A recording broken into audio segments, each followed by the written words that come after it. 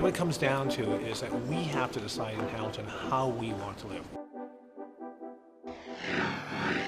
About 3 or 4 years ago, we started talking about creating that summit.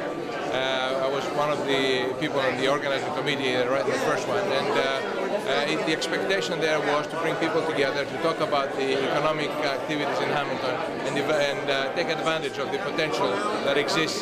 So today I was very pleased to see how far we've gone.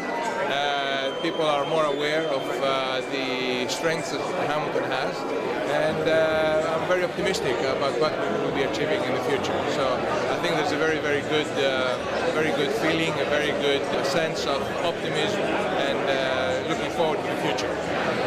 Well, I like to hear. I've learned much about the vibrancy, the energy that's being mobilized around Hamilton to attract investors, to attract people.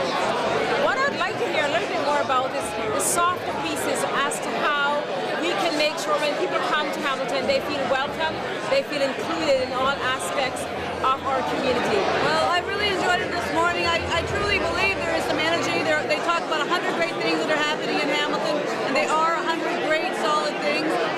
One of the things that I'd be interested in hearing a little bit more about would be supports for very small businesses. I know when we're talking about exciting street life and things that attract people to Hamilton, small businesses that bring the kind of cultural diversity are something that would really benefit a vibrant city. So I think that we could maybe talk a little bit more about those kinds of businesses for the benefit of all. The one thing that's standing out so far is that this momentum in Hamilton is 100% real. It isn't a pipe dream, it isn't off in the distance. This momentum is happening, it's happening right now. It's just a matter of time before Hamilton's reemergence is on the front page of every national newspaper in Canada. Of course, they'll think it happened overnight, but it really took us 10 or 15 years to get here. But it's completely real. I think that's the thing that stood out the most. So the inspiring parts for me, and I'm hoping that there's some leadership that comes to this, is light rail.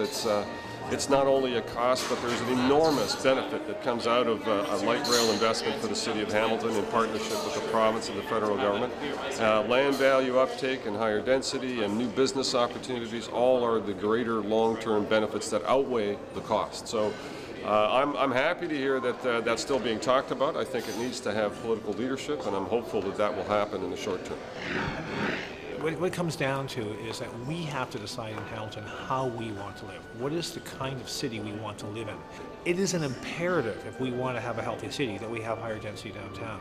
And if it's going to be a higher density downtown that people actually want to live in and work in, it is an imperative that we have public transportation. There is no choice on this. In my mind, it's LRT only because I think that's a better attraction for people living in downtown. But public transportation it has to occur. There's no other way that we can increase density, increase taxes, but maintain mobility in our downtown core.